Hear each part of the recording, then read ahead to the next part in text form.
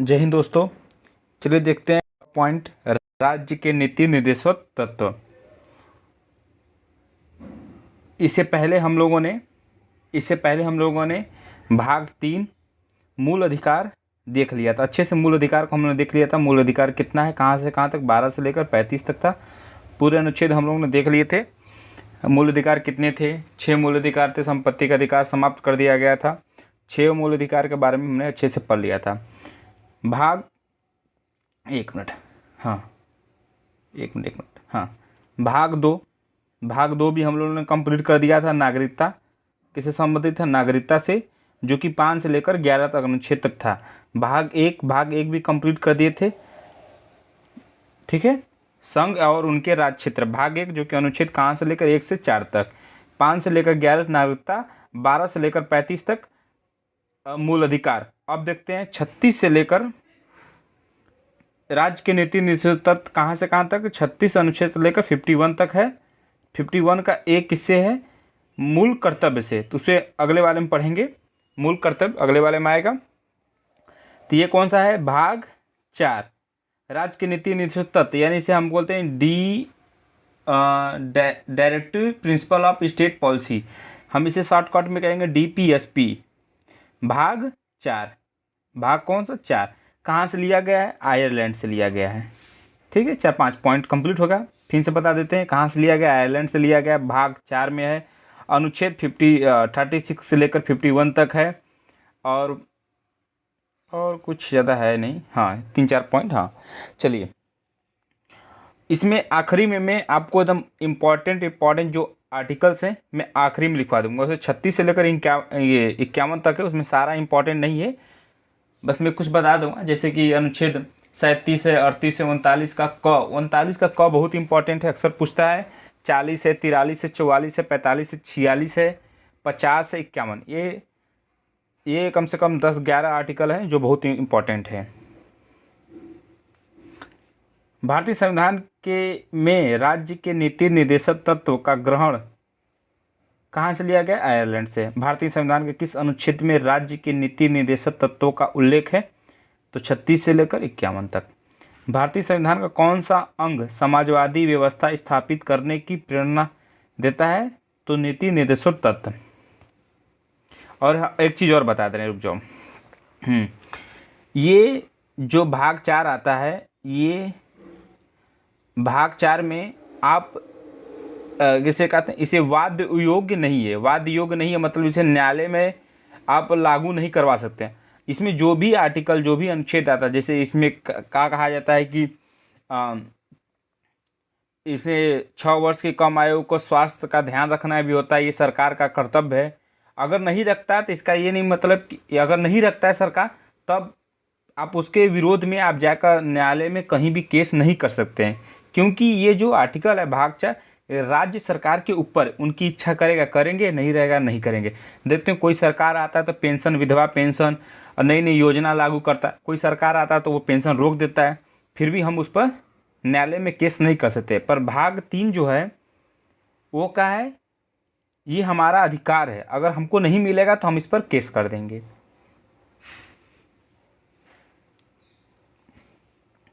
भारतीय संविधान में राज्य के नीति निर्देशक सिद्धांतों को शामिल करने पीछे मुख्य उद्देश्य क्या है? कल्याणकारी राज्य की स्थापना। कल्याणकारी राज्य की स्थापना करना कि सरकार जनता का कल्याण करेगी। ये अनुच्छेद 38 में ये बात कहा गया है। संविधान में कल्याणकारी राज्य का आदेश दिया जाता है नीति निर्देशक तत्वों में। नीति निर्देशक सिद्धांत वाद योग्य नहीं है, हमने अभी बताया। नीति निर्देशक तत्वों को कार्यान्वित करने के लिए क्या मूल अधिकारों का हनन हो सकता है? कुछ का हनन हो सकता है। भारत के संविधान में अंतर्राष्ट्रीय सुरक्षा को प्रोत्साहन देना सन्निहित है। राज्य के नीति निर्देशक तत्व अंतर्राष्ट्रीय सुरक्षा, अंतर्राष्ट्रीय शांति को बढ़ावा देना, यह अनुच्छेद 51 में है। 51 में है। सारे आर्टिकल्स मैं आपको बताऊंगा आखिरी में जो इम्पोर्टेंट है। ठीक है, आप उसे लिख लीजिएगा, मैं बोल दूंगा आप लिख लीजिएगा। मैं लिख नहीं पाऊंगा क्योंकि मेरा पेन उस तरह का है नहीं, उतना सुविधा है नहीं। कल्याणकारी राज्य की संकल्पना का समावेश भारत के संविधान में किसमें है? राज्य की नीति निर्देशक तत्व में।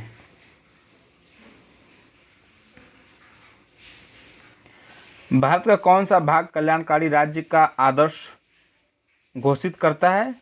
कौन सा कल्याणकारी राज्य? राज्य की नीति निर्देशक DPSP, directive principle of state policy. ये अभी आगे और दिया है। भारतीय संविधान में सम्मिलित नीति निर्देशक तत्वों की प्रेरणा हमें कहाँ से किस संविधान से प्राप्त हुई? तो आयरलैंड से। भारतीय संविधान में राज्य के नीति निर्देशक तत्वों को निम्नलिखित किस देश के संविधान से लिया गया है? देखो यही सवाल फिर रिपीट कर रहा है यार, क्या सवाल दे रहा है।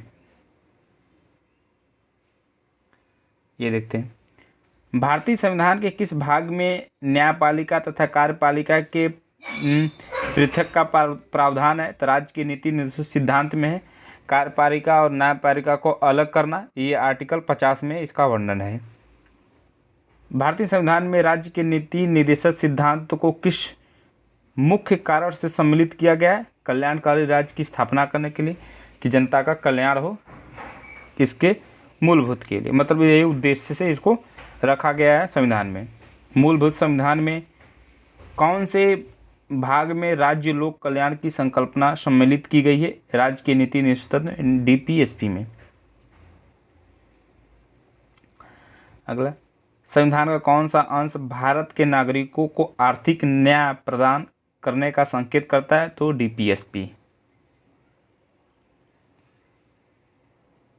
न्याय यानी कि क्या कहते हैं उसको, कानूनी सहायता मिले ना, निःशुल्क विधि मिले, निःशुल्क कानूनी सहायता मिले। अनुच्छेद 39 के ए में इसका प्रावधान है। इसे 39 का ए मतलब इसे बाद में जोड़ा गया था 42वें संविधान संशोधन 1946।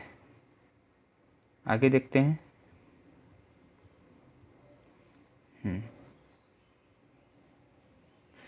नीति निर्देशक सिद्धांत क्या है? वाद योग्य नहीं है। वाद योग्य कौन है? मौलिक अधिकार है। समान कार्य के लिए समान वेतन भारत के संविधान में सुनिश्चित किया गया। इसमें इसी में किया गया, DPSP में किया गया। DPSP में है तो DPSP में समान कार्य के लिए समान वेतन। ठीक है,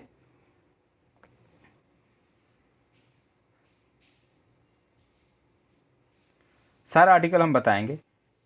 इनमें से कौन राज्य के DPSP यानी कि में सम्मिलित नहीं है? कौन सा नहीं है? मद्य निषेध, समान कार्य हेतु समान वेतन है, काम का अधिकार, सूचना का अधिकार इसमें नहीं है। समान कार्य के लिए समान वेतन ये है, और काम का अधिकार ये भी है, क्योंकि कल्याणकारी करेगी। इसका क्या मतलब है? सरकार कल्याण का उद्धार करेगी, विकास करेगी, इसका क्या ये हुई होता है। और उसके बाद मद्य निषेध, सरकार देखते हो क्या कहती है, अरे उसको क्या कहते हैं भाई, अगर सरकार पर्यावरण यानी कि एक होता है ना, आर्टिकल 47 में इसको लिखा गया है, सरकार चाहेगी तो शराब पर प्रतिबंध लगा सकती है। जिसे नशीली दवाइयाँ जो होती हैं, शराब और होता है, सरकार इस पर चाहेगी तो प्रतिबंध लगा सकती है। यह अनुच्छेद 47 में कहा गया है। जैसे आप देखेंगे बिहार में तो शराब बंद है, यही हमारे यूपी में बिहार मतलब शराब चालू है। तो ये सरकार के ऊपर है, चाहे चालू करवा सकती है चाहे बंद करवा सकती है। निम्नलिखित में से कौन सा नीति निर्देशक तत्व है? धर्म की स्वतंत्रता, प्रेस की स्वतंत्रता, विधि की समझ समानता, ये सब क्या है? मौलिक अधिकार में आते हैं। पर समान नागरिक संहिता CAA ये आर्टिकल 44 में है। समान सिविल संहिता, इसका मतलब अर्थ होता है कि सभी धर्म के लिए जो विवाह हो चाहे तलाक हो, उनकी शर्तें समान हो। हम भले विवाह की रीतियाँ जो हो अलग अलग हो सकते हैं, जैसे हिंदू में रीतियाँ अलग हैं, मुसलमान में रीतियाँ अलग हैं, पर जब इन लोगों का तलाक हो तो उनका जो क्या कहते हैं, एक कानून प्रक्रिया रहे, सेम रहे दोनों लोगों का।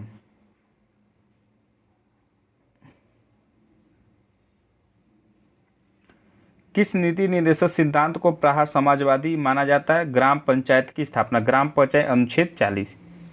देखो सब जगह अनुच्छेद बांटा गया है, तो मैं भी एक जगह लिखवा दूंगा। नीति निर्देशक सिद्धांतों में से वह सिद्धांत कौन सा है जिसे गांधीवादी सिद्धांत कहा जाता है? स्वशासन के प्रभावी एकलों के रूप में ग्राम पंचायत का संगठन। ग्राम पंचायतों में संगठन का उद्देश्य महात्मा गांधी का ही था। नीति निर्देशक तत्वों का महत्व किसके लिए है? राज्य के लिए है। राज्य के नीति निर्देशक सिद्धांतों के अनुसार किस आयु तक के बच्चों को निःशुल्क एवं अनिवार्य शिक्षा देने का आशा की जाती है? 14 वर्ष के बच्चों के लिए। ये बात अनुच्छेद 45 में कहा गया है। राज्य के नीति निर्देशक सिद्धांतों में से किस अनुच्छेद का संबंध अंतर्राष्ट्रीय शांति को सुरक्षा एवं करने के लिए? अनुच्छेद 51 में। भारतीय संविधान के अनुच्छेदों में से कौन सा अनुच्छेद राज्य सरकारों को ग्राम पंचायतों को संगठित करने का निर्देश देता है? तो अनुच्छेद 40 में, जो कि ग्राम पंचायत के संगठन के बारे में है, जो कि महात्मा गांधी का सबसे बड़ा यह लक्ष्य था।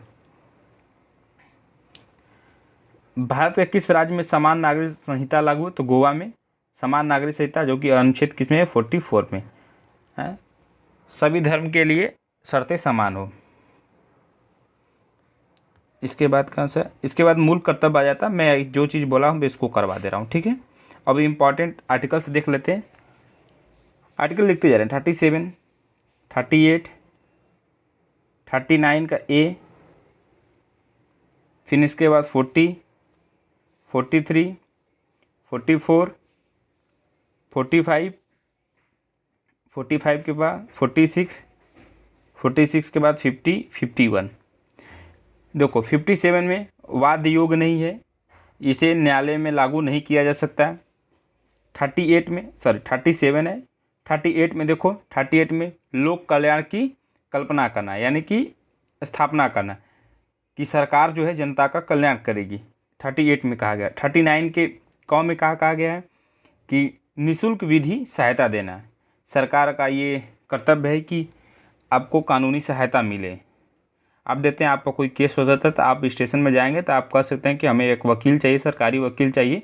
उन लोगों के पास होगा तो देंगे, नहीं होगा तो नहीं दे सकते हैं। इसे जोड़ा गया था 42वें संविधान संशोधन 1946 में। 40 में ग्राम पंचायत का गठन। 43 में निर्वाह योग्य मजदूरी, अर्थात इसका ये मतलब होता है कि इतना वेतन दिया जाए कि कम से कम अपना परिवार कोई चला सके। 44 में समान सिविल संहिता, सभी धर्म के लिए शर्तें समान हो। 45 में अब देखिए 6 वर्ष के कम आयु के बच्चों के लिए स्वास्थ्य का ध्यान रखना, ये सरकार की जिम्मेदारी है। और निःशुल्क शिक्षा देना, ये भी सरकार की जिम्मेदारी है। 46 में देखो एसटी एससी ओबीसी को आरक्षण देना, ये 46 में है। 50 में कार्यपालिका से न्यायपालिका को अलग करना, पृथक करना। 51 के ए में अंतर्राष्ट्रीय शांति को बढ़ावा देना। ये सब हो गए, ये इम्पोर्टेंट है बस, ठीक है। अगले वाले में अगला देख लेंगे। जय हिंद।